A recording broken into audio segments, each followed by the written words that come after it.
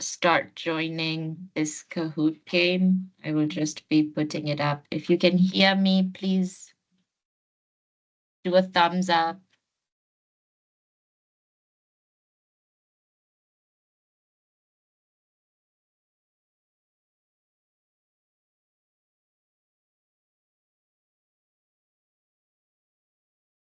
You can all go to www.kahoot.it and put in that game pin. If you want to play it on your phone, you can also just scan the QR code.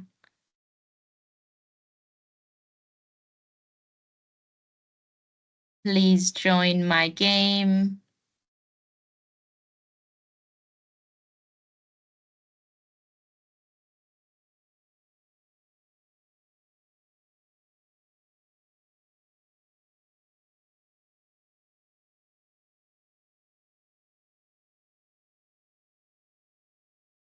If you're having trouble joining the game, you can also unmute or ask for help in the chat.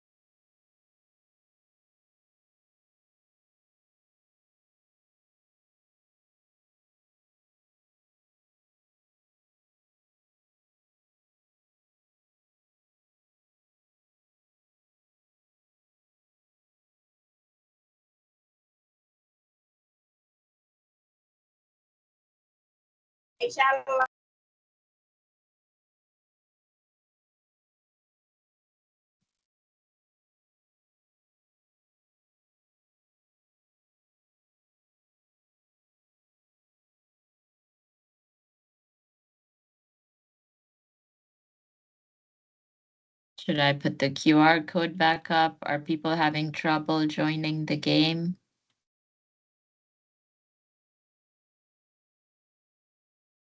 You can either join it on your laptop or on your phone.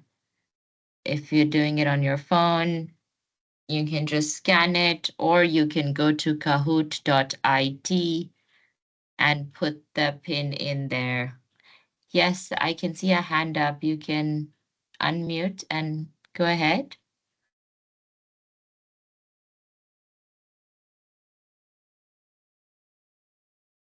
Nelson, I think you wanted to say something.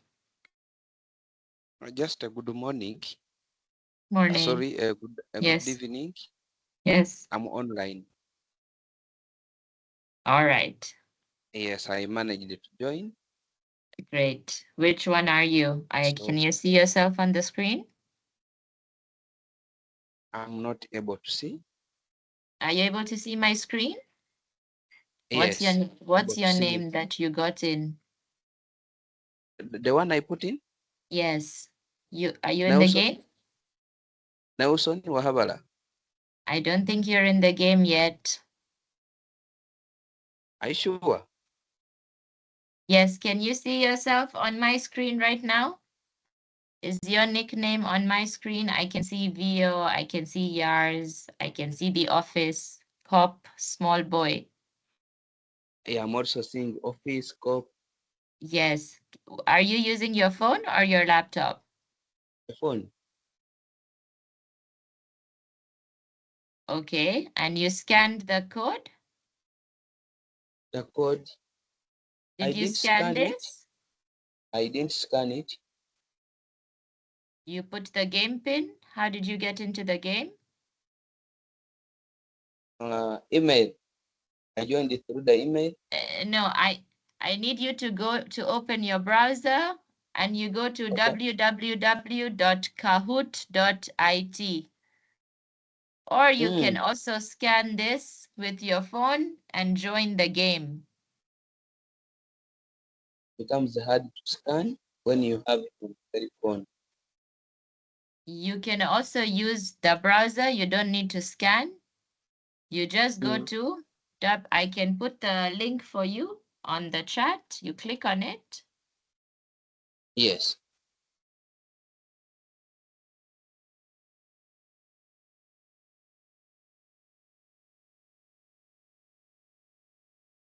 When you get there, they'll ask you for a game pin.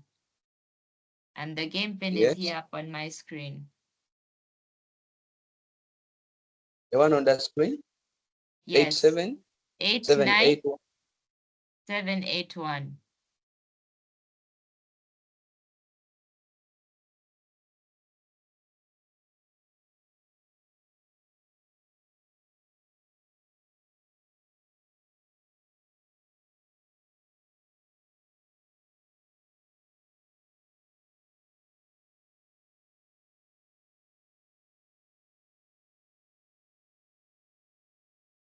To everyone joining in, hello, welcome. We are just trying to play a game. It requires you to either scan this code with your phone, or if you are on your laptops, or if you're on your phones, you go to www.kahoot.it. It will ask you for a game pin, and you can enter the game pin that you see on the screen. I can only see 6 people in the game, yet we have almost 15 people online. So where are the rest of you?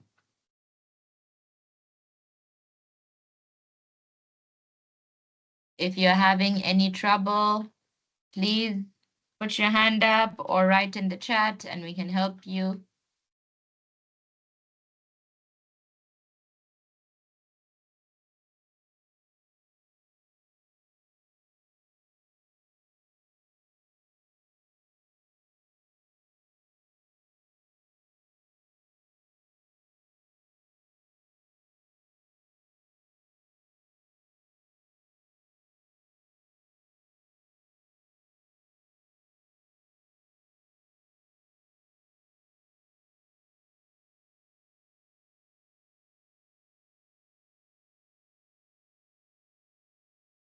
I'm seeing some more people in. I will still give you a few minutes to join the game. If anybody is having trouble, please let us know in the chat.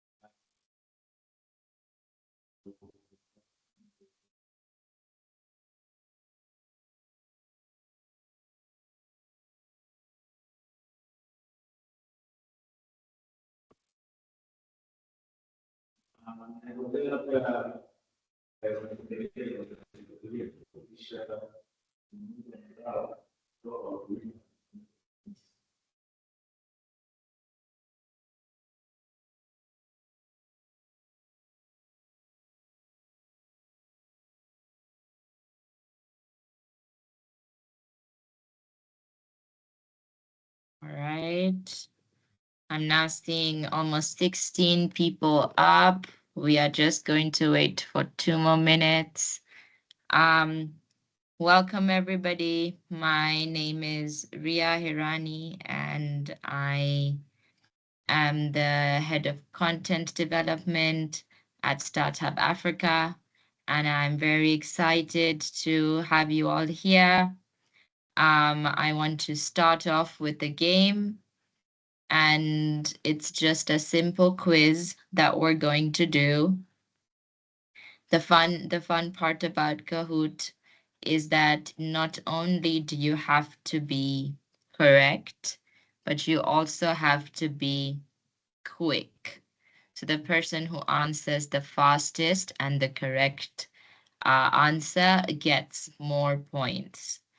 I'm going to give you guys 2 more minutes to join in. I see some people have dropped off. Just scan the code or go to kahoot.it on your browser and put in that game pin.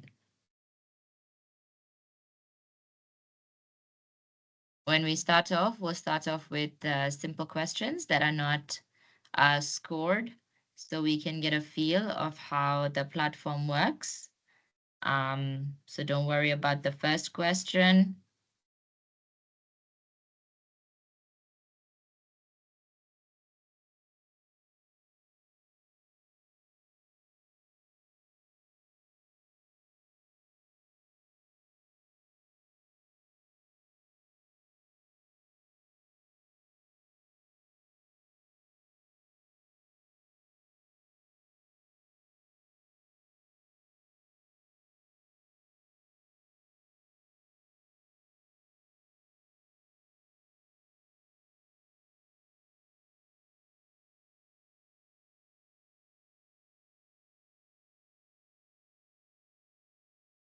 All right. Are we ready to start? I can see more people joining in. Wonderful. Let's begin.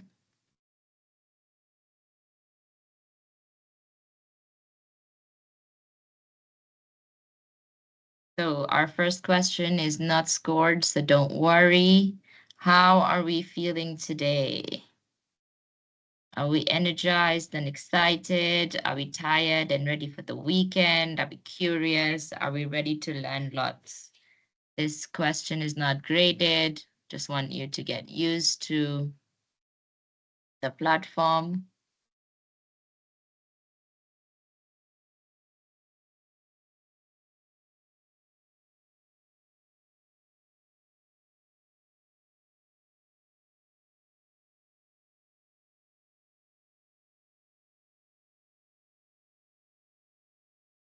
There's still some of you who haven't answered.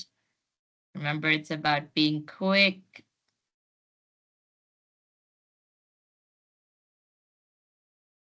All right, most of us are energized and excited. I like that. The person who's ready for the weekend, just one more day, you gotta pull through. So here we don't have any scores, but you see this is what the scoreboard looks like. This question is also not graded, but just something I'd like to know. Where are we all coming from? Pick your country. If you choose other, please drop your country in the chat. We would love to know where you are attending from.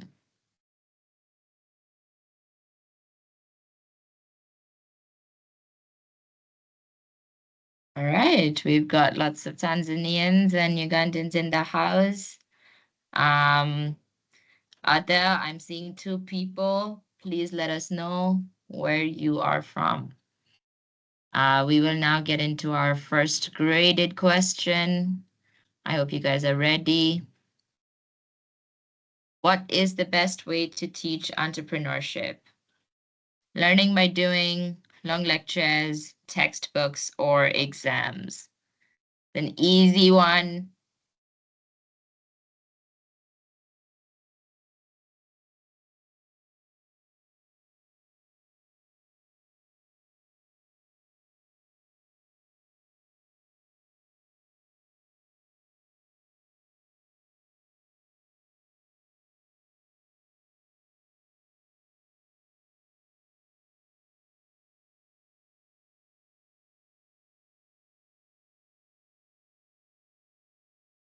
You have 5 more seconds.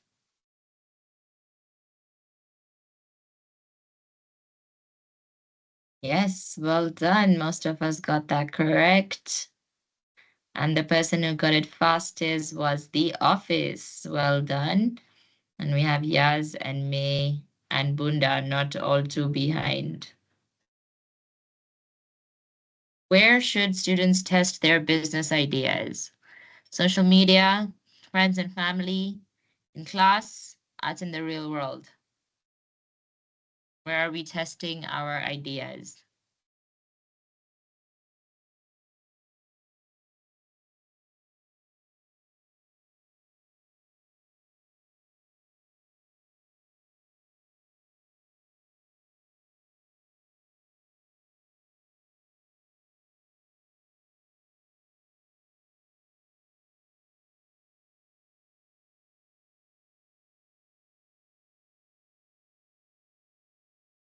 People who haven't answered, you have 5 more seconds.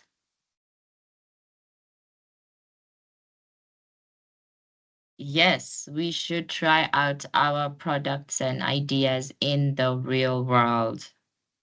Friends and family are a good start, but we must go out there.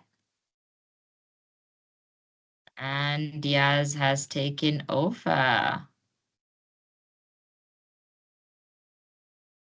What is the main benefit of bringing in guest speakers? Why should we have guest speakers?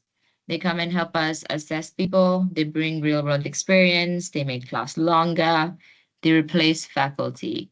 Why should we bring in guest speakers?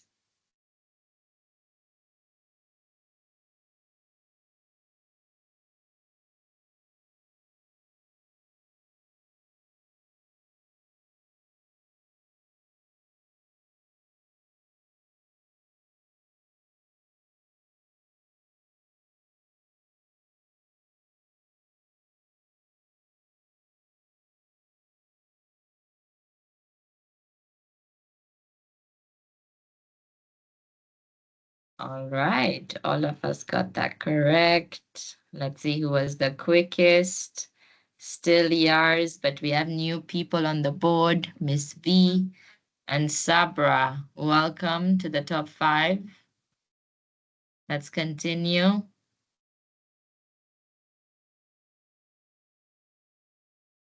Which of these is an African unicorn startup?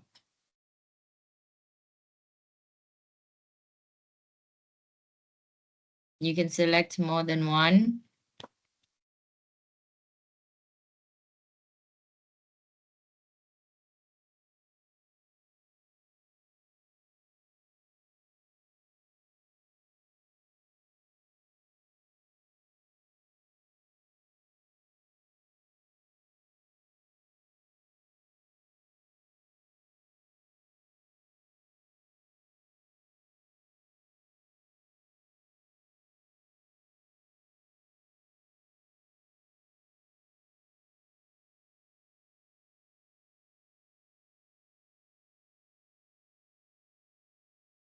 Yes, the correct answer is all of them.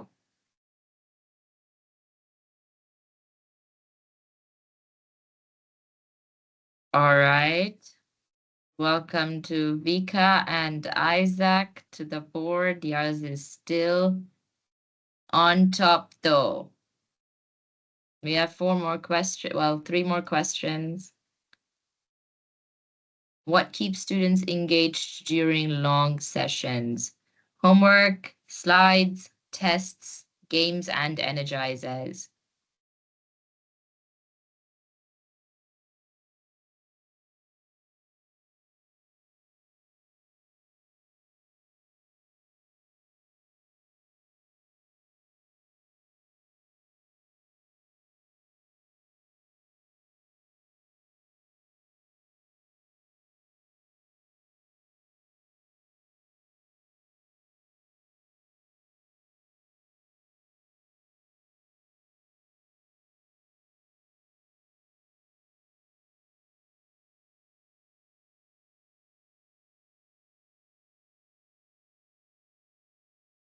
Nice. And finally, somebody has taken over first place. As you still have 2 more questions, the office is back on the board. True or false? A program with only events but no follow-up is usually impactful.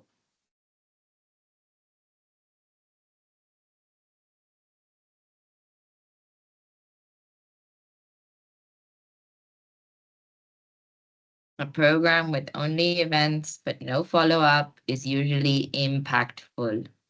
Is that true or is that false?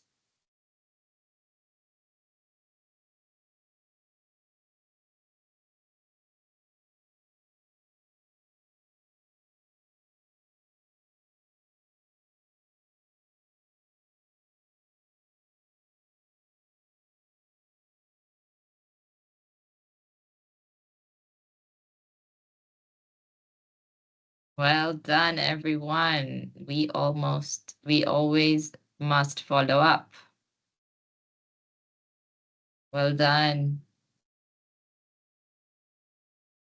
How can multimedia make learning better?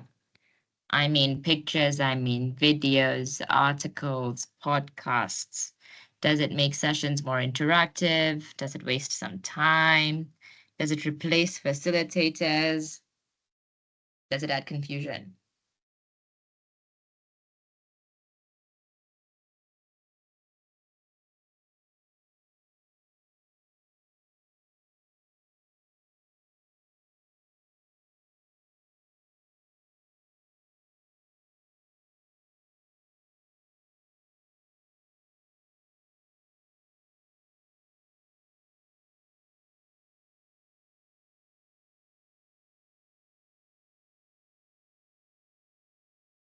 Yes, correct. We love videos. We love making things more interactive. Funda is maintaining their lead. Yars, you have one question to come back. This is the last question that is scored. How often should students ideally interact with real customers? After they graduate, once a year, throughout the program, or never?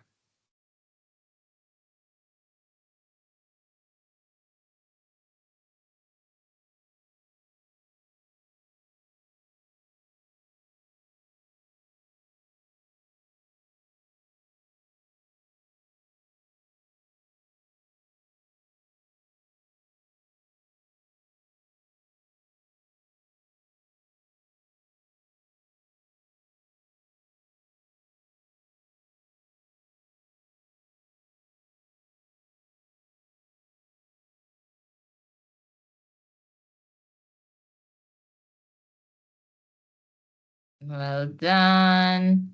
I'm not going to show you who was on top. I would just like you to answer this last question for me.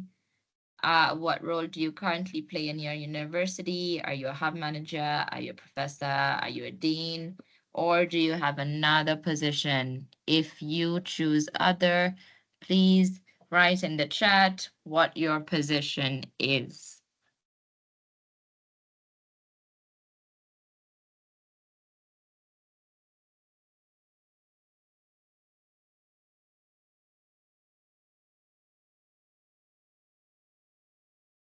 Okay, thank you very much. I'm seeing lots of others, so please let us know what role you currently play.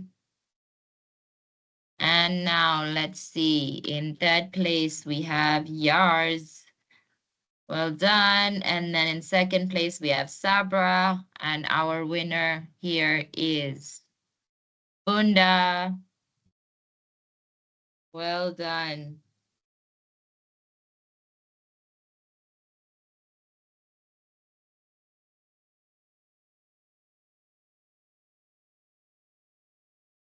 All right, who is our winner? Can we please unmute and tell us who you are?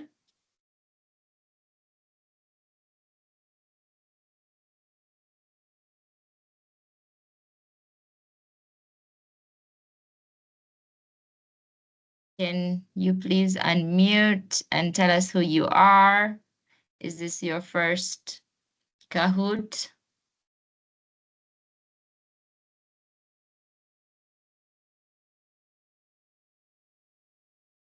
Okay, I guess you want to not tell us that you've won and remain anonymous. Am I seeing somebody unmute? Yes, please. Hi, I am. congratulations. Yes, thank you. I'm Was this Kenny your from South. first Kahoot? This is my first time. Where are you from? I'm from South Sudan.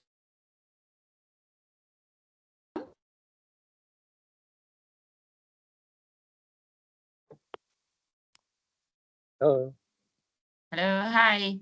What university? Where are you from? I'm from Star International University.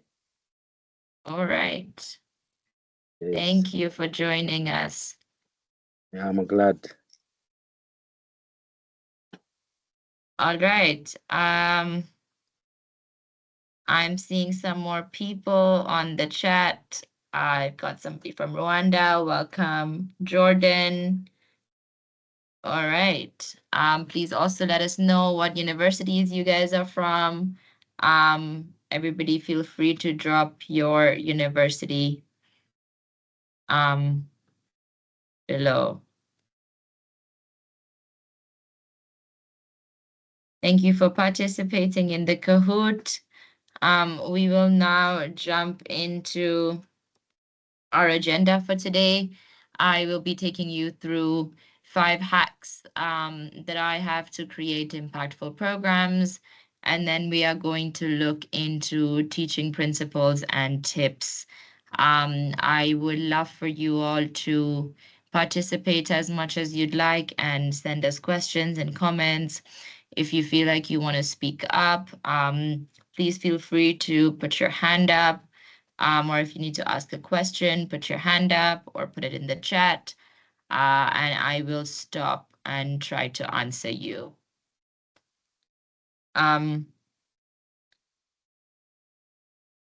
I think I want to start with a little bit of a discussion today, and I want to know from you, what do you think are some of the biggest mistakes that universities are making, that maybe you've seen happen, or mistakes that you've made?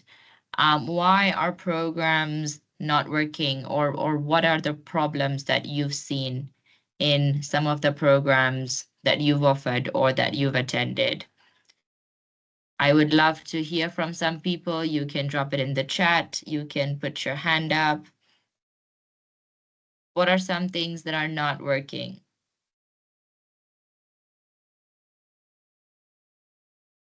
Yes, please go ahead, Mary. Okay, thank you so much. And first of all, the Kahoot was interesting game. For me Thank also you. was the first.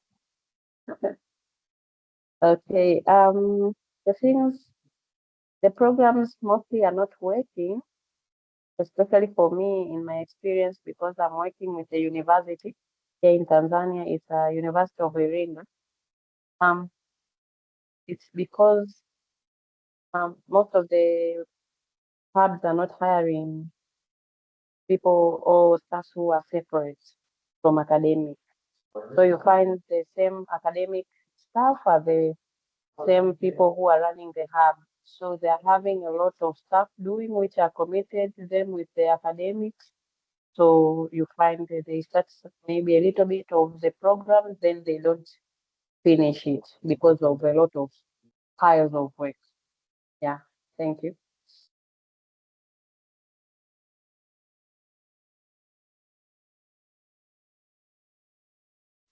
Thank you very much. I visited University of Iringa earlier this month. It was a great experience.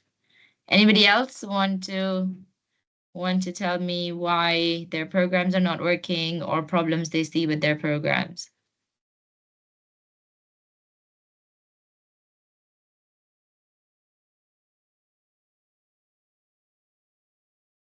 You can put your hand up, or you can. The challenges are inadequate time and mentorship provided to mentees. Yes, correct. Maybe the time that we're spending mentoring is not enough. Resources are not enough.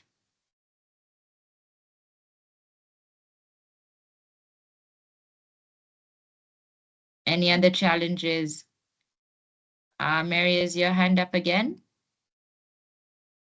Yeah, I remember the other Yes. thing, Yes. the issue of monitoring. implementation of our programs. We are not, most of us, we find it's not working because we are not following up on what we have delivered. Okay, follow-ups. Yeah. Incentives for people to participate. It's not niche or targeted to solve a problem. Okay. Do you mean the programs don't target specific problems? Lack of appropriate frameworks for R2C, inadequate incentives. Okay. Students' engagement has been the other challenge. Students are not motivated. Okay. It's usually generic and does not resonate with students. All right. I can understand all of those challenges. You can continue dropping some more in the chat. Some of the mistakes that we have noticed is that our programs in the region are very theoretical and not very practical. They're not engaging enough. You said sometimes it's hard to keep students. And I think another problem is that students build a lot of products in labs, but we never end up talking to customers.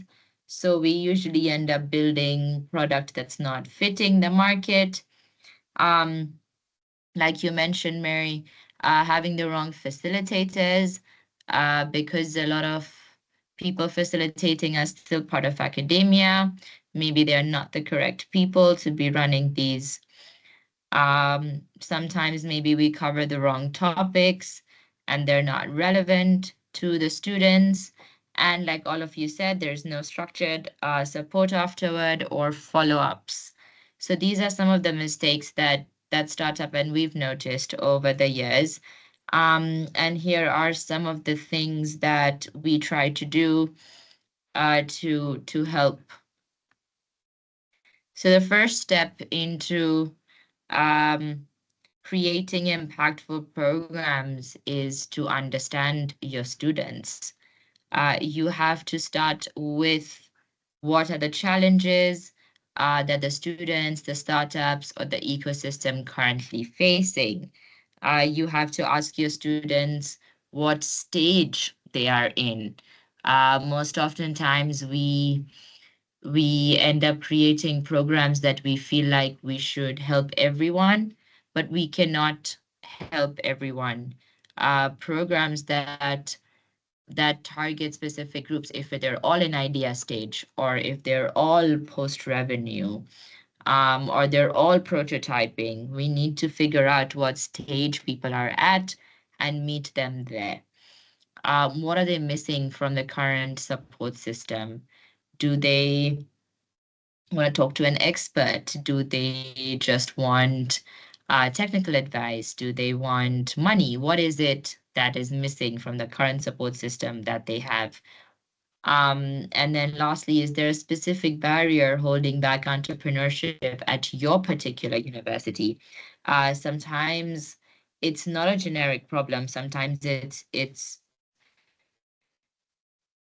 your university or the circumstances or maybe the policies that may act as a barrier to your students and your entrepreneurs. So maybe reflecting on, is there anything in my university that may be a barrier to students? So for example, if you find out by talking to your students that they have ideas but they never talk to customers, then we're going to design a program with a lot of customer discovery and fieldwork built in. If the problem that arises is that female students are underrepresented in startup competitions, maybe you are not seeing as many women show up to your programs, then you would want to design a women-focused, track that is targeting the problem that you're trying to solve. If the problem that you've identified is that startups drop off after pitch day, sometimes, a lot of times what happens is that students win money and then they're out. they no longer continue with their businesses. If that's the problem, then we need to design follow-up mentorship programs to make sure that we keep the founders still engaged. So we really need to understand who it is that we're building the program for, and that it's okay if the program does not fit everyone. But rather that it's relevant and contextual to the people that that do attend it. So understanding your students is the first biggest step that we need to take when thinking about designing impactful programs.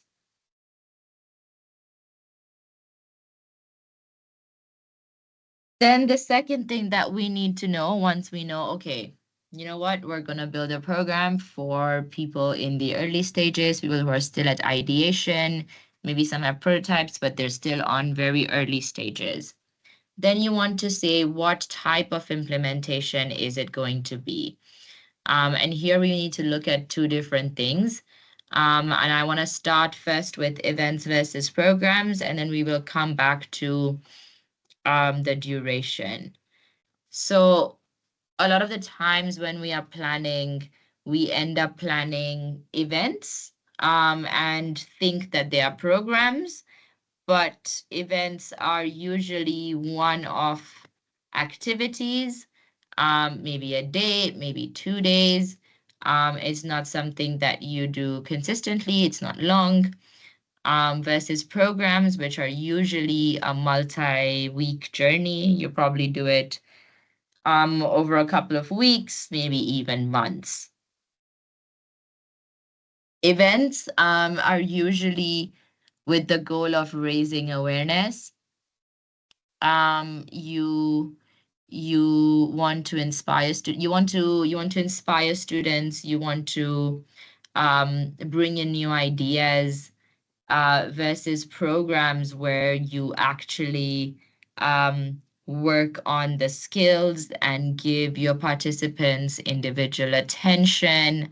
And the idea there is to really develop the student rather than just inspire them.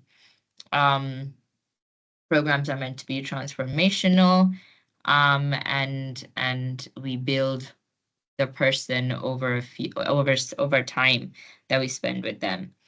And that brings me to the third point, which is impact. Usually events are exciting, it's good energy, but they're not long lasting. And you could definitely, it's a good starting point, but it's not something that's going to have the highest impact. With programs, your impact progress over time. Of course, events are easier to organize because they are one-off, and it's easier to come up with new topics and new themes and invite different people, and it's a lot easier to do. Versus a program which requires a lot of planning, a lot of back and forth, a lot of reporting, and probably a lot more funds as well.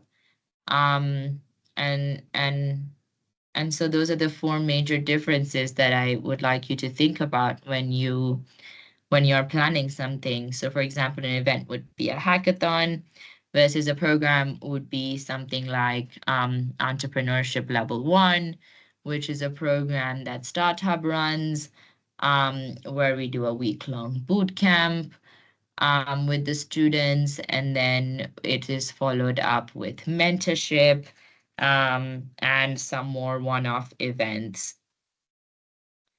And so that's the other major thing that you want to think about when you are planning your programs. If we go back to the ideal duration, now this would also depend on the kind of resources that are available to you. I think an ideal time is, at least for a short program, would be 4 to 6 weeks. That doesn't mean that you need to engage the students every single day of the 4 to 6 weeks, but it does mean that you at least have assignments or tasks or follow-ups, and you're still engaging your students for that time. An example of this would be our Stanbic National Bank fellowship program, where we did a boot camp, a 3-day boot camp with students, followed by 2 months of mentorship, and then they come back to pitch and win some money. And if they win money, then we continue the support. Another ideal timeline for a medium program, if you have a bit more money, would be 8 to 12 weeks. This can be more of a fellowship, more practical. An example would be our Startup 101 program that we do with University of Dar es Salaam, where they replace it with their PT component. Again, it's a week of a boot camp, followed by a structure where we come in on Monday, come up with a task, meet with students on a Monday morning. The students then work on that task all week and come back on a Friday to present their findings. And then we do that for another 7 weeks. So that's an 8-week program, which is also a good length that you can consider. And then lastly, your program could be anywhere between 3 to 12 months. Your mentorship could really last a long time if you really want to get into it, and especially in circumstances where founders have won some seed money, you want to make sure that you follow up with them and you make sure that they are still learning even after the program is over. Again, an example would be the UNDP Fungoa program that we did in Tanzania across almost 10 universities. And their mentorship lasted almost 6 months. We're just closing off on the mentorship this month. And we started in December last year. And that program also took many stages. We went through an ideathon, and then a boot camp, and then a mentorship period after people had won money. So it depends on what kind of resources you have and what your goals are and what type of program and who you're dealing with when you decide on the type of implementation that you would like to do. Do we have any questions so far, or should I continue?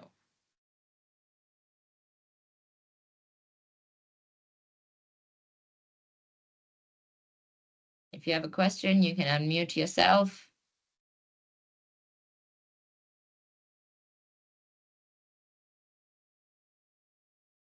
All right, the third thing to then consider is what topics you will be teaching. Of course, teaching everything may sometimes lead you to teach nothing, and we would rather focus in and really perfect some concepts than trying to do too much and not getting through to our students.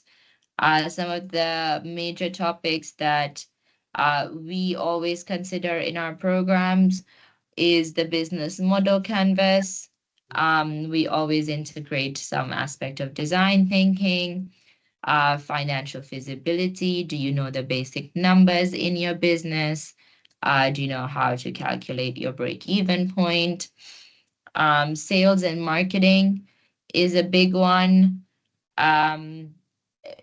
AI is also becoming more and more important, and I try to integrate it into almost all startup programs because the better we get at using it, the more our life becomes efficient, and it helps you brainstorm, and it helps you think through things if it's used the right way.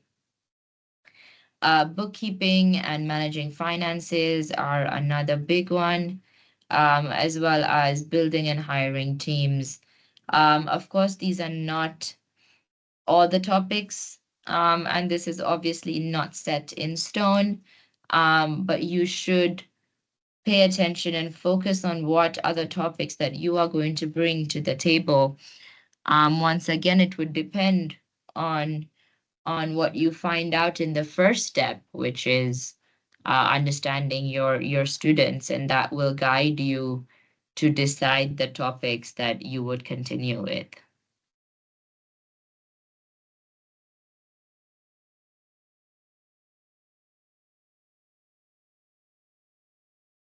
The fourth hack that I want to bring to you is fieldwork.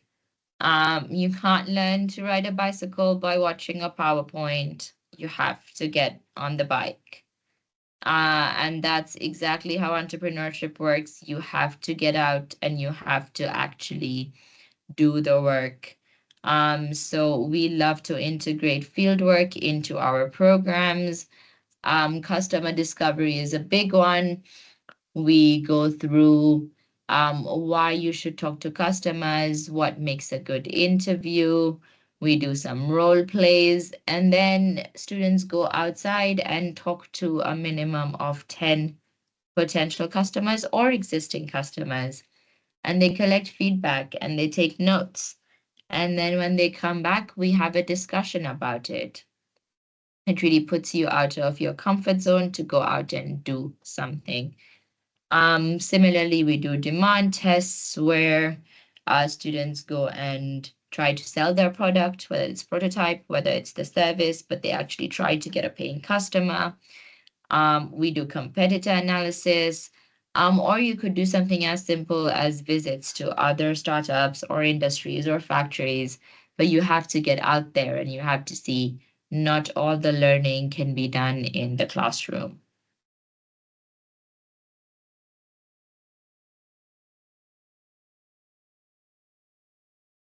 And then lastly, you have to measure progress. You can't improve what you don't measure. And so it's important for you to use different ways to gauge whether your participants are actually understanding. Are they on the same page as you? Is this working? We can do simple quizzes like the Kahoot I just did, which is a fun way to see if students have understood you. Presentations or pitches are always a good way for students to present and for us to assess them. We love to use lots of templates, whether that's the lean canvas, the value proposition plan, the financial feasibility, have templates and worksheets that can help you understand whether your student has made progress or has understood your concepts. Of course, we should also look at real life outputs. Have they built a prototype? Have they made a sale? Have they gotten a partner? Has any of the advice you've given them actually led to some money made? And lastly, and this is probably the easiest way, is end of the day reflections. So at Startup, we love to end the day with a reflection on what was your biggest takeaway from the day, what did you learn, what did you not learn, what are you curious about? And that's another way to see what page your participants are at and how impactful your programs are being. Before I move on, is there any comments or questions around what I've shared?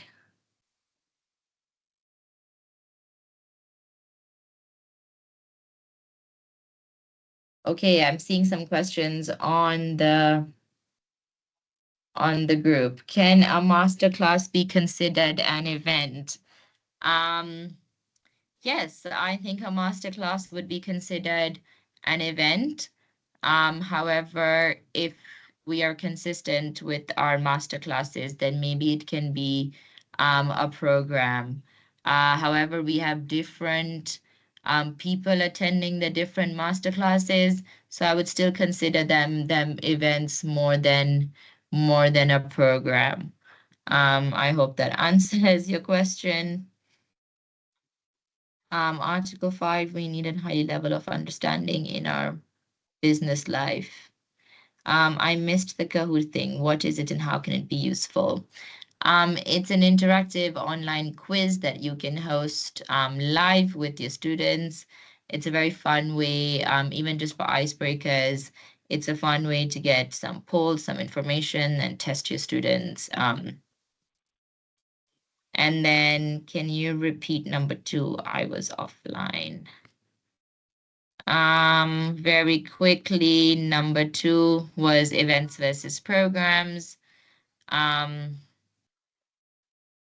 what your programs are longer, and they're not one-off, they're more structured, they require more planning, versus events that are more for raising awareness, easier to organize, don't need a lot of resources, but are not usually the most impactful in terms of building skills and businesses. I saw a hand up. Please, you can unmute yourself. I think it was Nelson.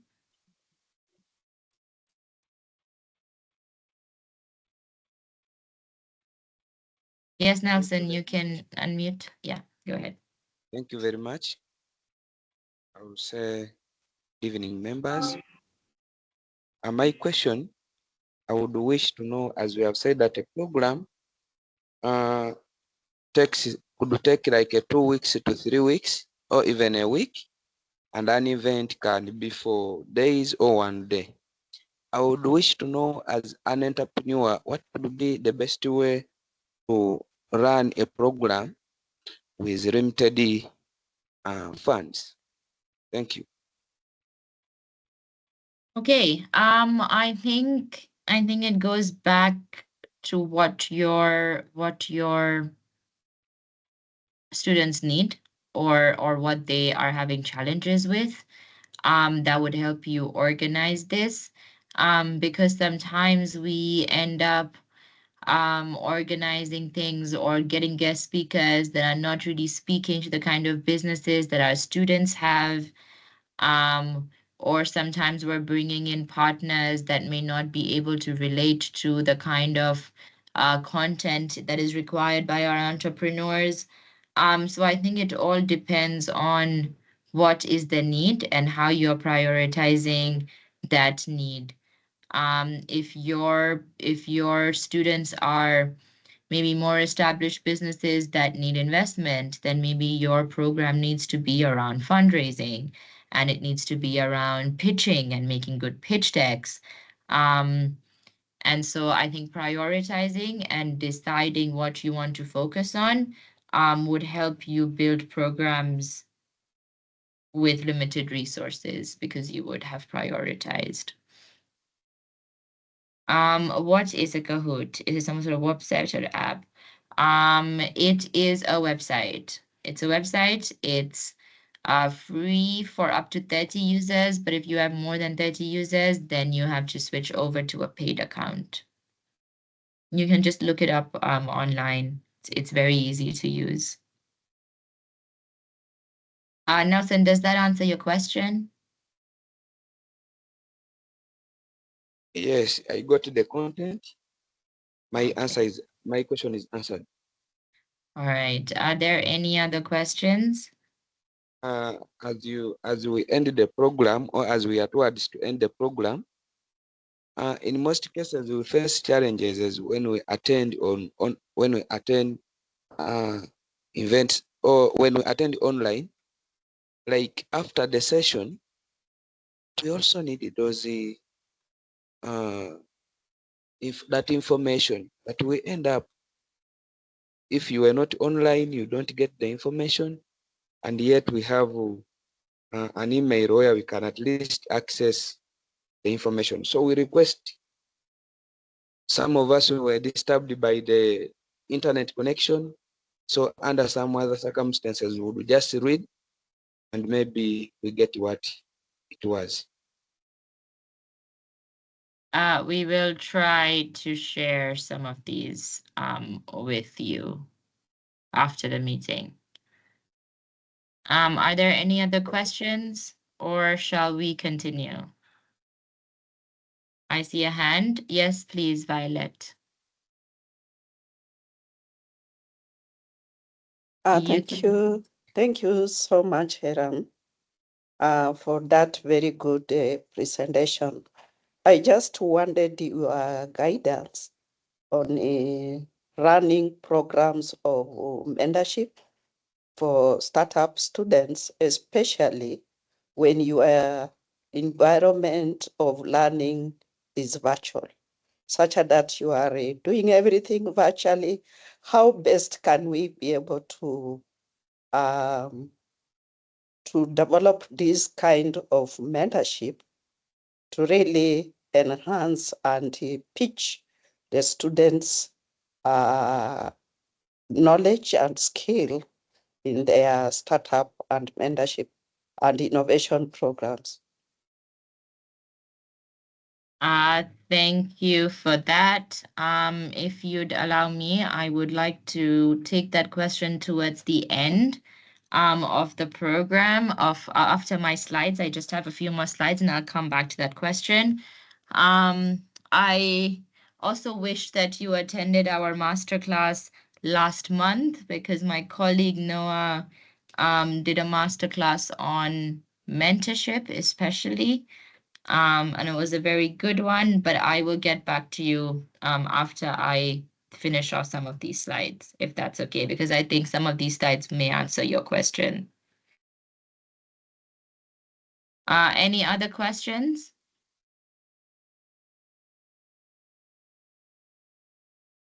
Okay. So here are some teaching principles that I would like to talk about. The first is learning by doing. The second is learning from case studies, multimedia content, discussions, and energizers and games to keep attention high.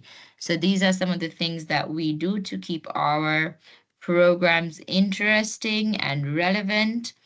The first thing is learning by doing. I talked a little bit about our customer service and our competitor analysis, but I would like to talk about another activity that we run, which is called the 50K challenge. In Tanzania, it is the 20K challenge, whereby we usually do this on the first day of our boot camps, where we divide the class into groups of 5 or 6, and we give each group 50,000 shillings, and we give them 3 hours where they are to start a new business and bring us back that 50,000 that we have invested in their business in 3 hours. They get to keep the profits, and 99% of the time, students return our 50K and make profits by starting their own businesses. It's a very fun activity to do because it brings about a lot of mindset shift in students, and it Lucas. makes you realize that you don't actually need too much money to start a business. Another challenge that we like to do is our social media marketing challenge, whereby we give students 15,000 shillings to create and boost an ad on any of their social media platforms, and then see if they can actually get response as sale, followers, and what the insights of that campaign bring about. So you have to remember that you have to learn by doing, and it's um it's interesting what students find out when they go out and actually talk to customers and they talk to people and they talk to suppliers and what they find out.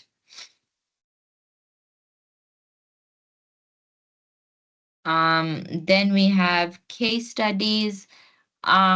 We would like to always use African case studies as much as possible, because we want to make it relatable to our audience and our market. Our markets don't work the same way Western markets work, and that's why it's important for us to use examples that are relevant to our entrepreneurs. Some of my favorite ones that I use constantly are Bolt, Safe Boda for those of you in Uganda, and Sams, Damu Kononi in Tanzania. But you should always be on a lookout for a good story, for a good case study, because these are the people that you eventually want to invite as your guest speakers, as people who your entrepreneurs should learn from. So always try to look for as many African stories as possible. Then there is using multimedia, and I think Violet, maybe for online, you want to try and integrate as much multimedia as possible. There are three types of learners. We have our visual learners. These are people who learn by seeing. They like graphics, they like visuals, they like watching videos, and they learn by seeing. They're very good note takers. They're the people who will color code their notes. Um, and then we have people who are audio learners. These are people who like listening to podcasts.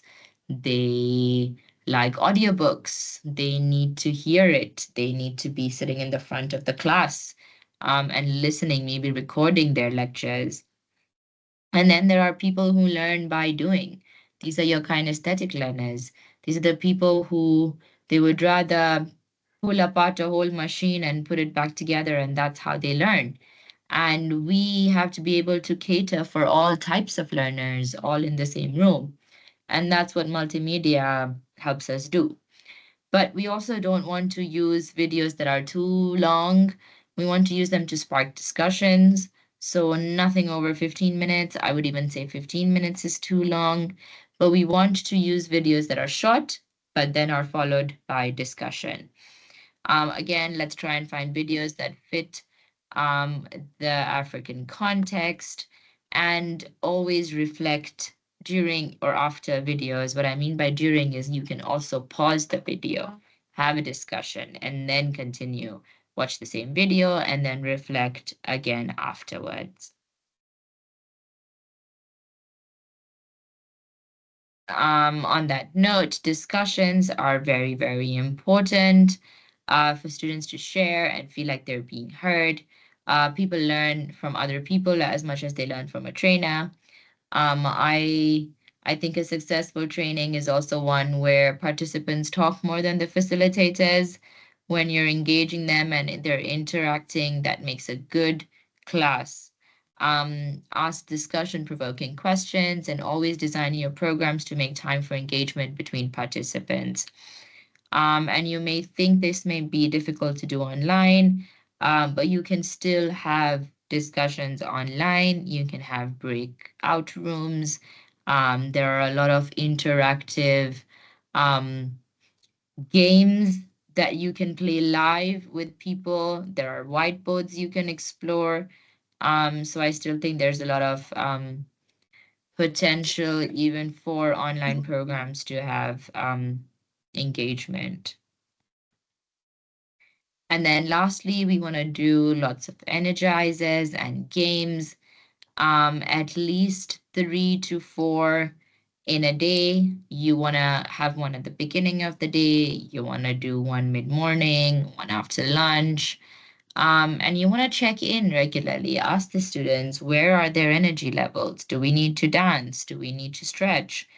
Try and get as silly as possible, as competitive as possible. They have to do nothing with learning, but just to get some excitement back in the room, get people moving, um, and have a good time apart from just a lot of information being given to them. So energizers and games are also very important, and actually what stand out to the students most times. Those were some training tips. And maybe just to close things off, I wanted to tell you a little bit about startup and what we've been able to do, and how we've been engaging with universities. We have perfected entrepreneurship level 1 and entrepreneurship level 2. These are boot camps. These are boot camps. Can I please request you to mute yourself?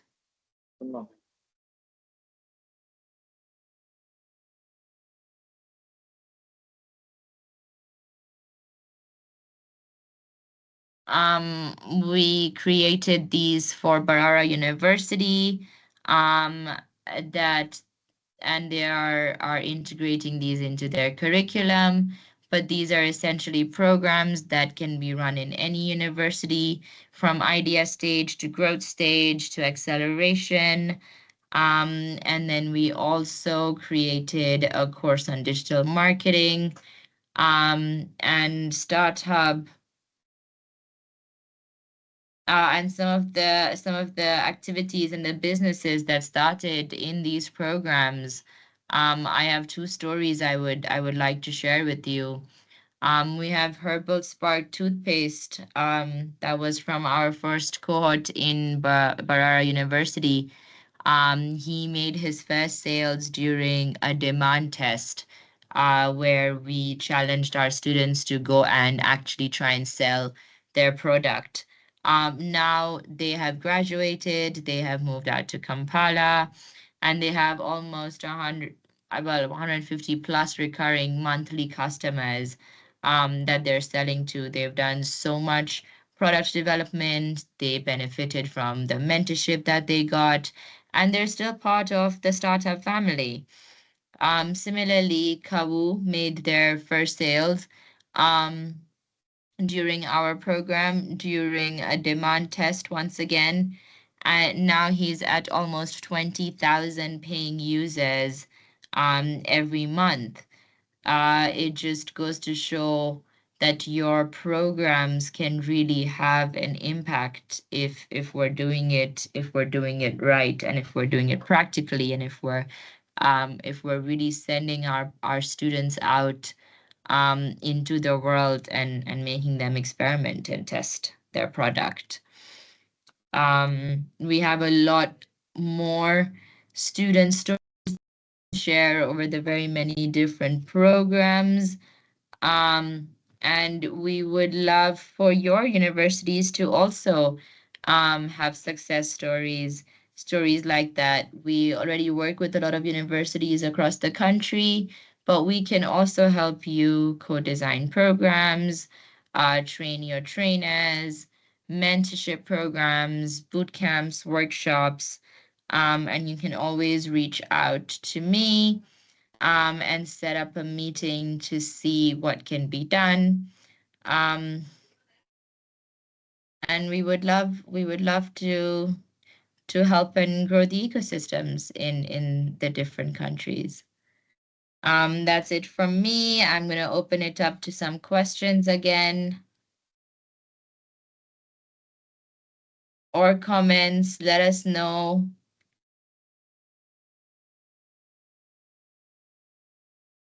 Let me check the chat.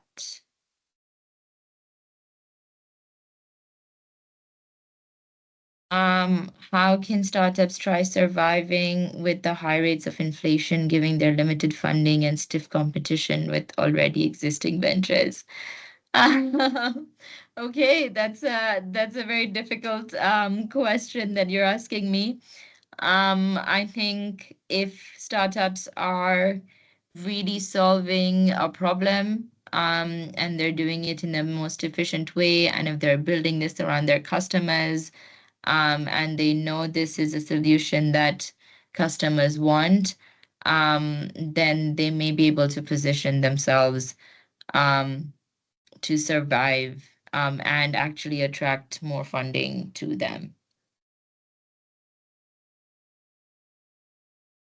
Yes, this event is also regional. It's open to whoever really in the world. And we'd love to hear from different people about how they are doing things. Are there any other questions or comments? Any reflections? What was your biggest takeaway?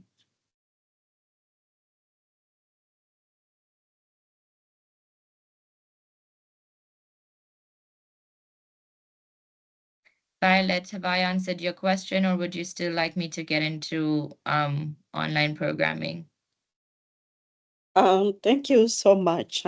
You have answered the question, and I get to learn that the way we offer and package our programs for various professional programs, that is exactly in the manner that we can package our programs for innovations for startups. Yeah, you're very right. Exactly. Yeah. And maybe just to add on that, going forward, is it possible to have showcases from various countries and institutions? Would like to share such ideas and see how other institutions and countries are doing. I'll be grateful to Yes, have such a chance. Thank you. definitely. Thank you so much.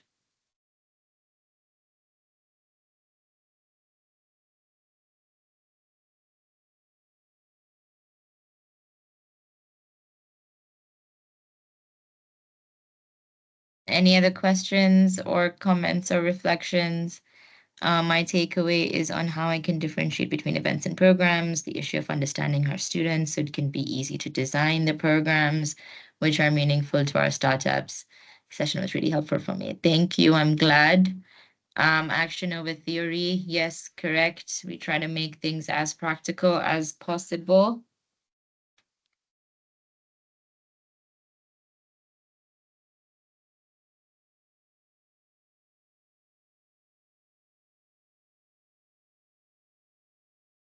Any other reflections or questions?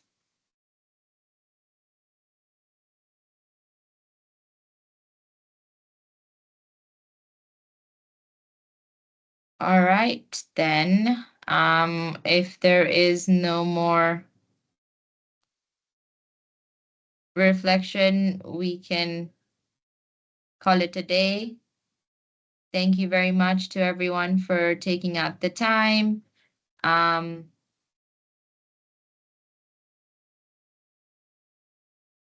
You can always, I will put down my email address in the chat if somebody wants to reach out.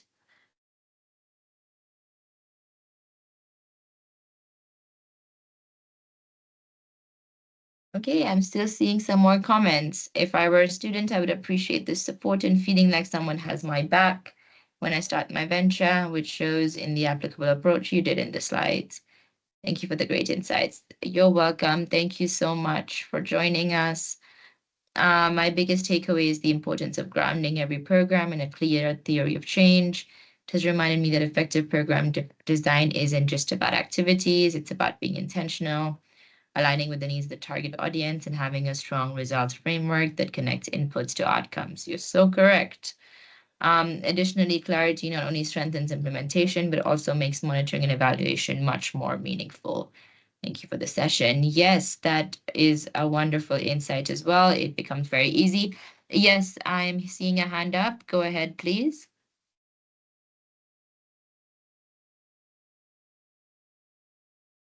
Valence, you can go ahead.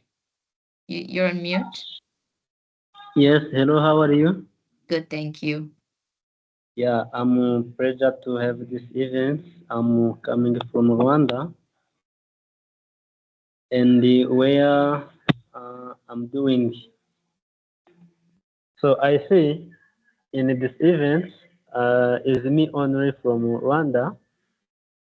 So the curiosity problem I have, I wish to ask you is that is it also allowed for Rwandan people to participate in this or not? Thank you. If you mean our masterclass, they are open to everyone. For our programs, you can definitely reach out to us and we can figure out a way to work together. We do not have offices in Rwanda, but we definitely have done some work there before, Sorry? and we have great partners there. So you can reach out to us and we can see how we can work together. We don't have any Okay. online programs currently or programs in Rwanda. But if you have something in Okay. mind, please reach out and we can always make something happen.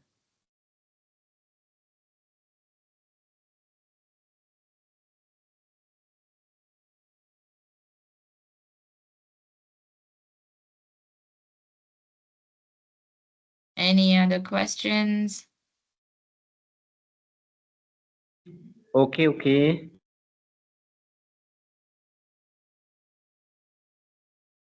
All right. Thank you, everyone. I have dropped my email in the chat. Please feel free to reach out.